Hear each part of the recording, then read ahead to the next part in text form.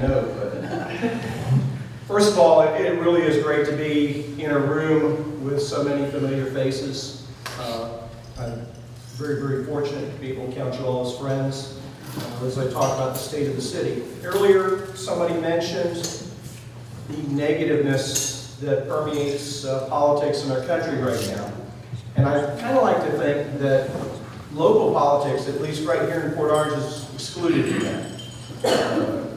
Not that things always go right, because they surely don't always go right. But I like to think that in 2017, which I'll talk about here in a second, we put together a pretty good record of accomplishment. And no one person gets credit for that. You don't accomplish so many things without having a fantastic team, starting with a council that works really well together, to the city manager, and it permeates through his staff, and on down to the last guy and gal who greets whoever it is that needs greeting and taken care of. So I'm very, very proud of how far we've come in but a short period of time. So I'm going to give you the City of Port Orange State of the City address. And that would help with it. Let's see if this one's supposed to. How about that? We're on a roll. Basically, I'm going to break it down by the accomplishments by department, but if I don't talk about Hurricane Irma first, I think I'm missing a biggie. As you know, in early September, we had a visit from Irma, and it was no small thing. And I always love it when we see the hurricane forecast, and you see the tail, and you see that red line going up the west coast of Florida, and you think, well, that wasn't so bad. And people who live in other parts of the country, not so much. They don't realize exactly how big those things are. And yeah, we were on the dirty side of that storm, so it left quite a bit for us.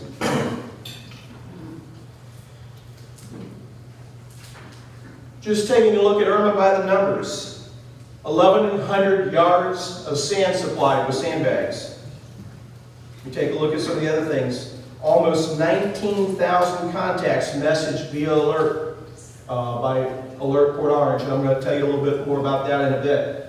But if we take a look at all the multiple aspects of this storm and all the things it takes for us to prepare before and during, and then afterwards, $16 million in damage in Volusia, 1,000 residences and commercial structures in Port Orange with some sort of damage.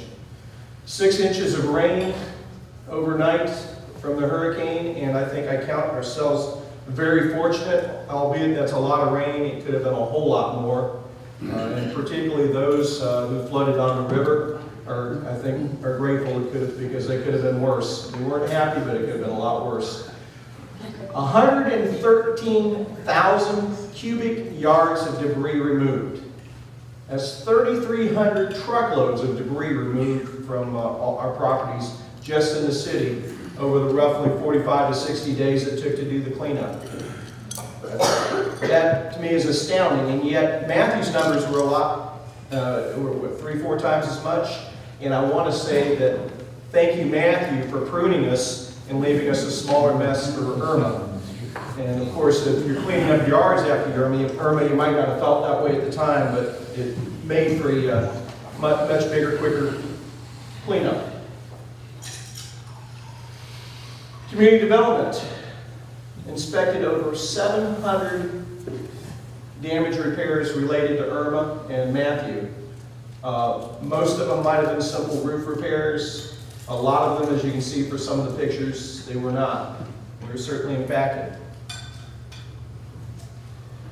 Happier things. Community development coordinated planning and construction oversight for several projects in the area, including 2 Cumberland Farms, which opened, Atlantic Marine, which opened into CRA, Badcock Home Furniture, Peach Valley, which always seems busy anytime I've gone into there, and St. Jude at Westport Apartments, just to name a few.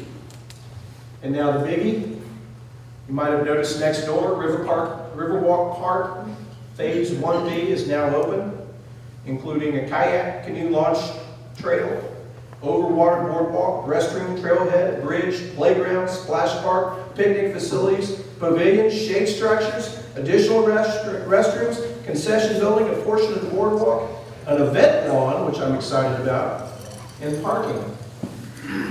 It sounds like an awful lot in 10 acres, but really, really excited. And for those of you that got to be at the grand opening on November 4th, I think it was a terrific party that was thrown to kick it off. Looking forward to seeing a lot of events, including this one on May 4th, 5th, and 6th. I'm sure you all have heard about Riverfest for some strange reason. And I'm looking forward to that being the first of many of those and others to come.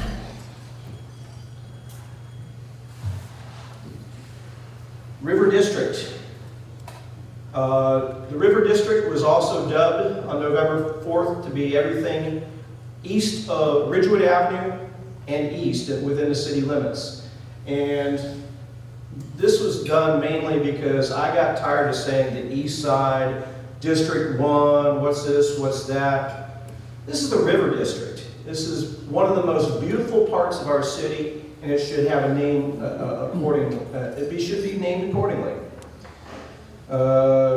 Ridgewood includes both sides of the river, so as we have some things going on the east side, including a Jimmy Hula's that's coming, and I think it's going to be a fantastic event area on the east side of the bridge. Remember that it all happens right here in Port Orange's River District.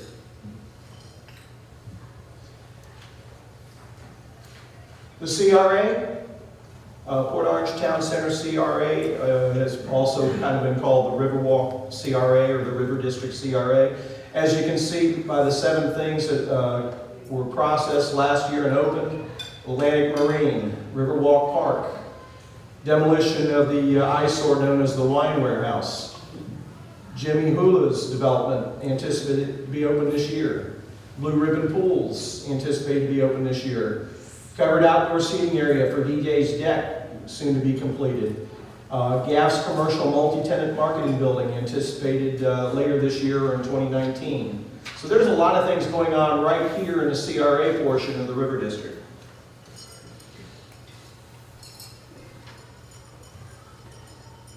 Other things going on. This should be a little bit familiar to some people in the room at least. The future Thompson Pump site location right in front of Radon. I, for one, don't necessarily like being in the property business as a city resident. As a city mayor, I look at it as something that you do on a very strategic basis, and this is certainly one of the best pieces of property that we've been able to own and help develop, because you take a look at all the large employers right in this area: Radon, U.S. Foods, soon to be Thompson Pump, and everything that's going on out by the pavilion in a very fast-growing part of town.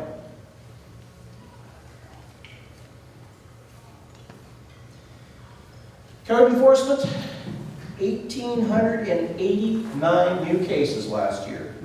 That's roughly over 7 new cases every day for code enforcement to process over their current workload.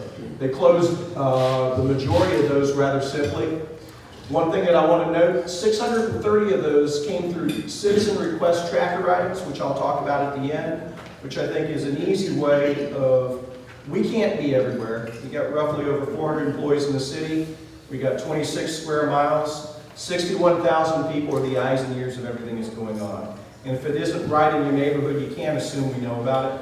So I'm going to talk about Citizen Request Tracker. 630 people took advantage of that last year to help us get things right through code enforcement. Code enforcement also, in a reorganization, is going to be moving from community development to the police department. And I think that that will create a better synergy and enforcement with code enforcement and the police department being under the same roof. I look forward to that. Construction activity, 7,400 permits. That's over 28 permits per workday processed by community development. 24,000 inspections. That's roughly 92 inspections every workday. Those also both were large increases over the prior year. So community development is busy because the city is busy. We completed the road condition inventory in Public Works last year. I'm happy to report that the city roads in our inventory, 88% of them are in good or in excellent condition.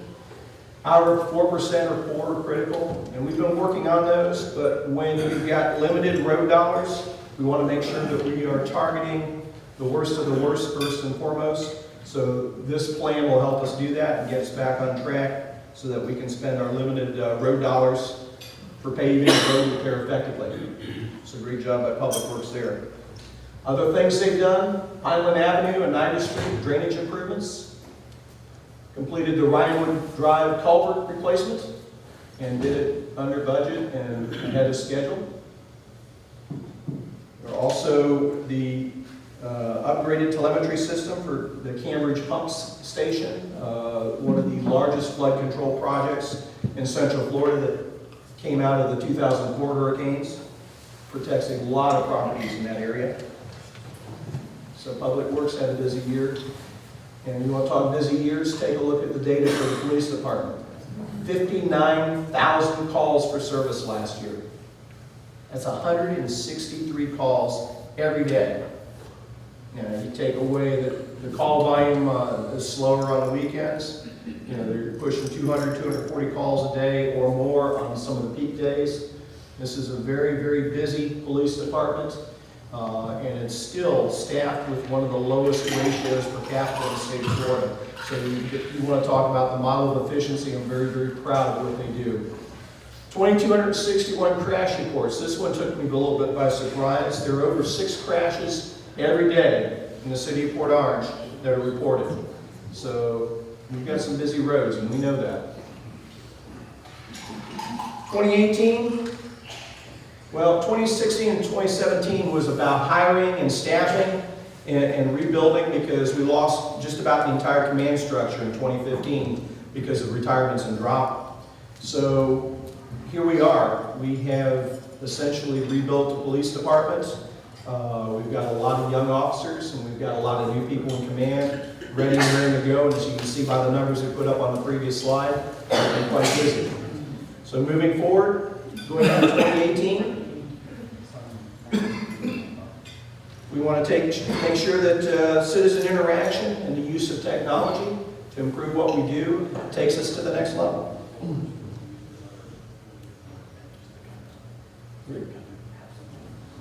There we go. I forgot to mention the 5-year growth strategy. Hey, is it kind of important as we grow and add people to the city and add businesses to the city that we keep up with the number of officers in the street? I'd have to say right now, as stretched the way we are, absolutely. We've got to know what those numbers are, and they certainly come at a cost.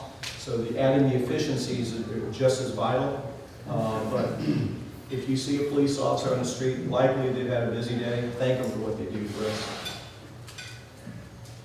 Fire department, the very first thing there, department approved its insurance services organization rating, the ISO rating from 4 to a 3. This is something that the newspaper will never write about because it's strictly boring, but I like it because it makes homeowners insurance of everybody in this room just a little bit less expensive. So there are ways that we can save you money on things other than just taxes by having a very efficient fire department.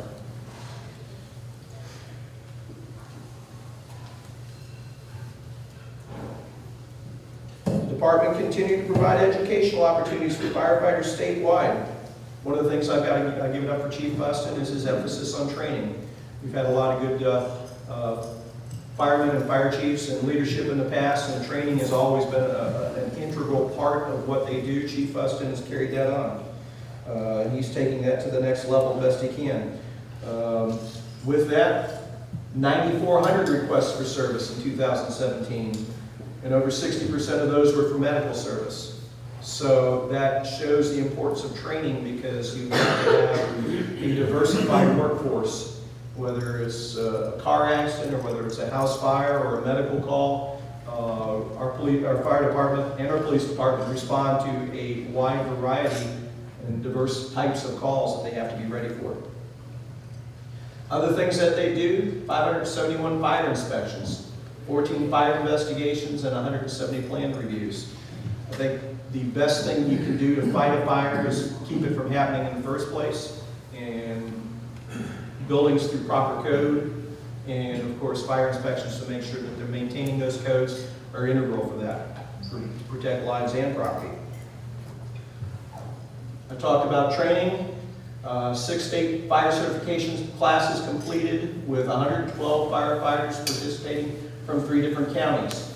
Fire departments that train together, share, and build synergies. And a lot of times when you have major fires or major incidents, a lot of the area fire departments end up working together on those calls. So it's good to have those people familiar with each other. Port Orange employees completed a total of 11,148 hours of fire-related training.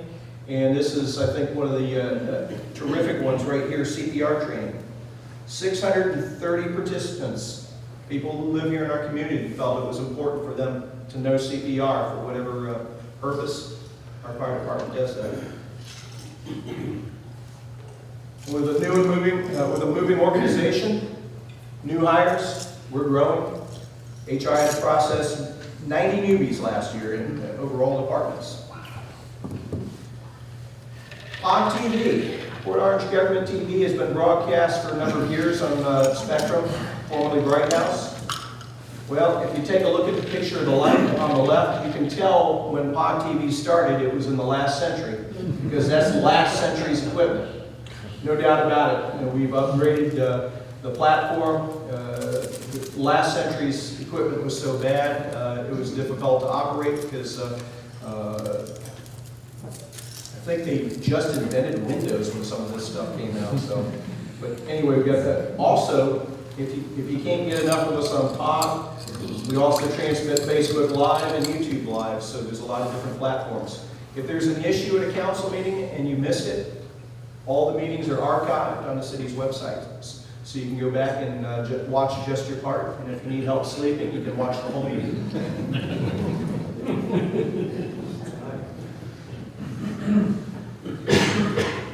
When it comes to government, transparency is a must.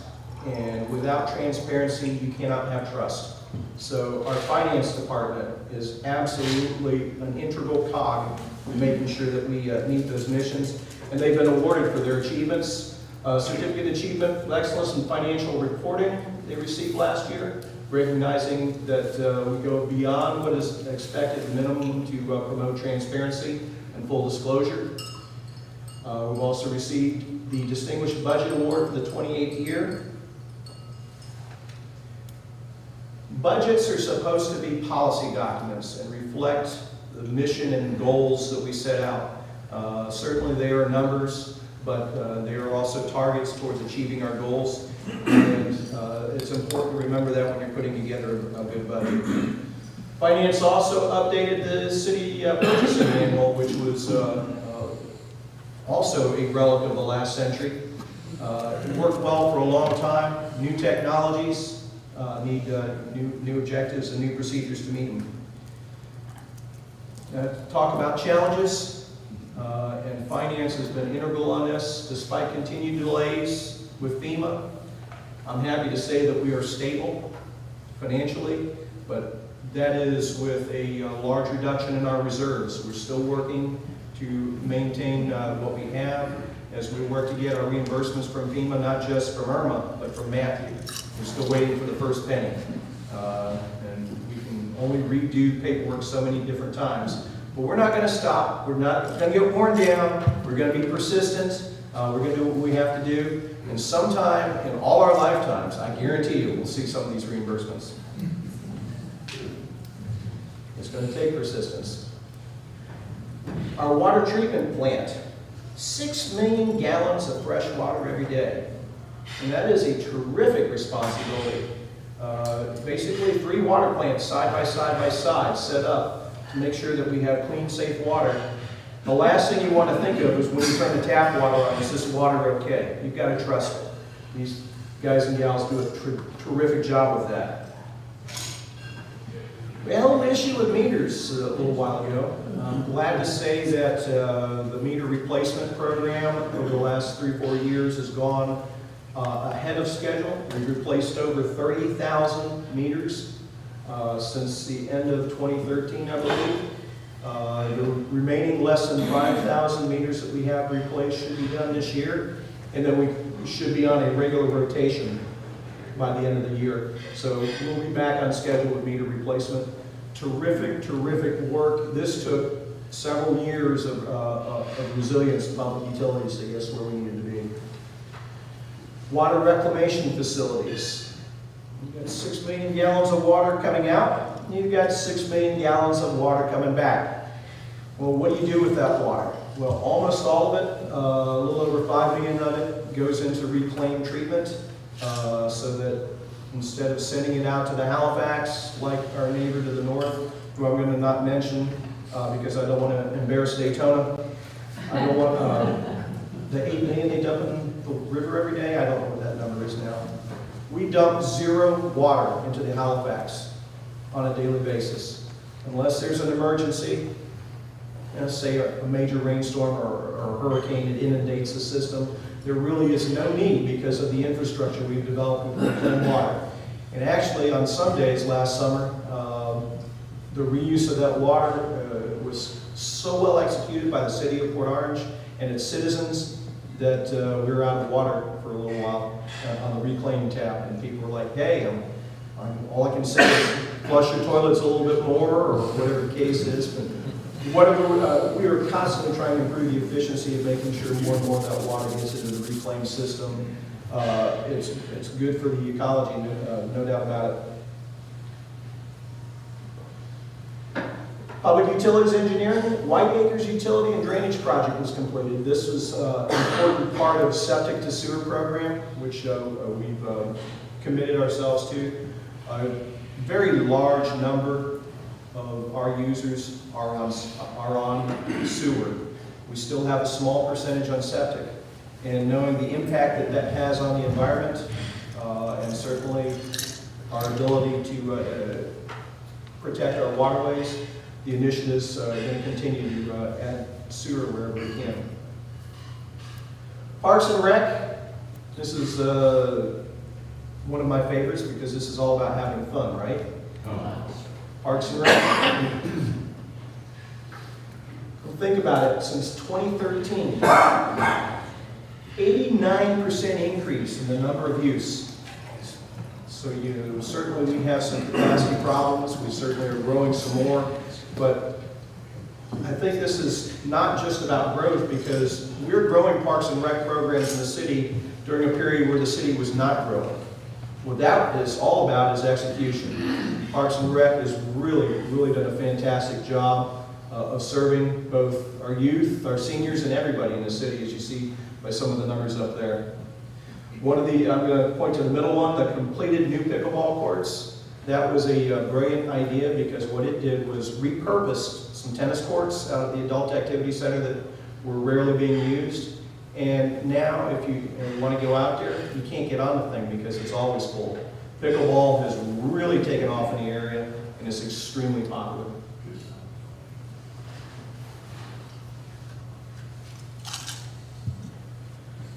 It had a cost, and dollars on there, that's why the slide didn't want to come up, I decided to back it up. Annual cost per resident for Parks and Rec to live in a quality city, about $53.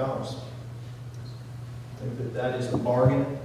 When you figure that the quality of life element and the value that it adds to our properties, as well as what you feel by living here, I think that those dollars and money is well spent. The city attorney would love for me to say that this is her favorite slide. I got to admit, not so much mine. I kind of look at legal services as a necessary evil, but it is. When you figure there are 1,220 requests for service out of her department, it is a necessity. So they were very busy last year. Some things that they worked on: Atlantic Marine Economic Development Incentives, Thompson Pumps Economic Development Project, septic to sewer, animal cruelty case. We had one case where we had over 100 animals removed from one property. It was a very sad case, but it was very complex. Hurricane Irma debris management, those contracts, and holding those people's feet to the fire to get service here. Riverwalk area property acquisitions. Happy to say that there were some what I call blocking properties on the south end of the Riverwalk here. We were sitting here on the north end. Right along Dunlop and Ridgewood, there were 5 properties that basically would keep either a developer or the city from doing anything. We purchased those, so with the exception of just a couple properties, that is now a developable piece of land. So we'll see, hopefully in the next 12 to 24 months, what we can get out of that. What we were going to get out of it, as it stood before, was nothing. YMCA lease renewal, that ended up being a little bit more difficult than we liked, but I think we ended up with an agreement both sides can live with. And YMCA has been a great asset to the city for a long time, so I'm proud to say that that's going to continue. Port Orange University, I know Christine's in the back of the room smiling right now because I'm talking about this. Last year was the very first year for Port Orange University, with the goal to provide students a greater insight and knowledge of the inner workings of various services and functions of our city government. Basically, they would meet on Monday nights for a couple hours.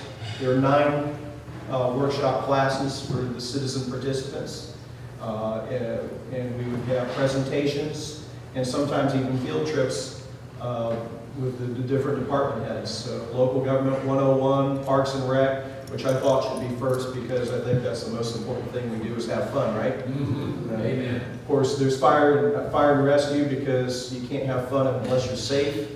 Community development, public works, public utilities, finance, customer service, and police. Every one of those pieces is important because you can't have one without the other if you're going to have a quality community.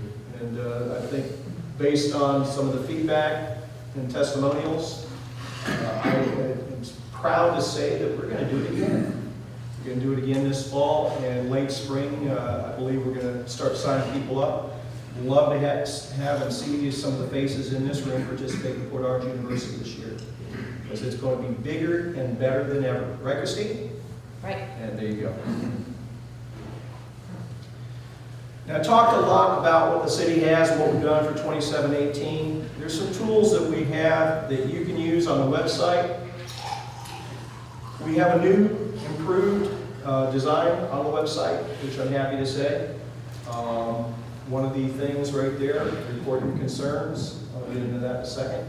And now, after it seemed like decades, years of asking, we're now in the 21st century, so we have a mobile app. You can download that as well. And everything from reporting a concern to paying your bills can be done online on our website or our mobile app. The Citizen Request Tracker, I said that you can report a concern on either one of the website or the mobile app. Any number of issues you can sign up and get email updates on when you report it. Or you can remain anonymous if you like, and that's fine. And you get a tracking code and you can monitor the status of whatever it is you report that way. Whether it's a pothole or whatever the case might be, any number of issues. There's also another category so that you can report whatever it is. Like I said, 61,000 people, you're our eyes, you're our ears. We appreciate your helping out and getting these things taken care of so that we can serve you all better. Launched the Solid Waste app, Recycle Coach. You can get that information off of the website as well. And Aquahawk. How many people in the room have signed up for Aquahawk? Wow. Okay. There's 2 of us. I'm going to tell you what Aquahawk is. How would you like to have that leak in the house because maybe the kid ran through the neighborhood and turned a water bill on in the backyard and it's been running continuously for days, and you don't know about it? You've run up a pretty thick water bill because of it. Could have been prevented if you'd signed up for Aquahawk, because most of our metering is monitored in near real time. You can set up alerts via Aquahawk that can text you for excessive water use. I've actually had the alert go off a couple of times where I thought I had a water leak, and I looked at the time of day and it was one of my sons in the shower.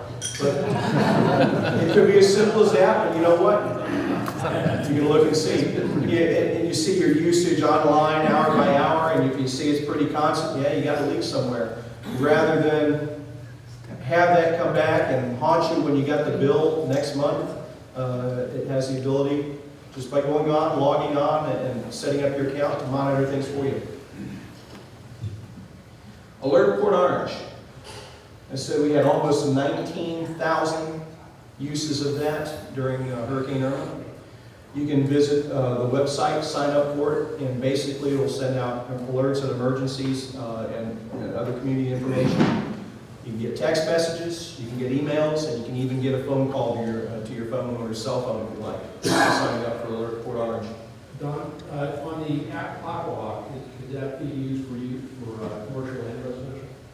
I believe so. I'm not positive about I'll brief you on that. We're working on that. What's coming in 2018? Well, I think everybody who's gone over that bridge last year is tired of seeing what Causeway Park has looked like due to Hurricane Matthew. It is not an easy thing when things on the water are regulated by multiple agencies and the like. Finally, Causeway Park repairs underway. I've also learned that any kind of construction over water because of the hurricanes, people who are good at doing that kind of thing are very, very busy right now, just like roofers are. So you kind of got to wait in line. Monroe Avenue Flood Control Project. Port Orange University returns this fall. More events at Riverwalk Park. I don't know, this thing called Riverfest. And hopefully many, many other things. Redevelopment activity in the River District is going to continue. The Dorothy L. Bugle City Annex is to open. Solar and eco-friendly initiatives will be underway. Start of multiple traffic improvements planned for Dunlop Avenue, like added turn lanes, adaptive signaling, and the like, that you'll see over the next 24 to 36 months. And, of course, more.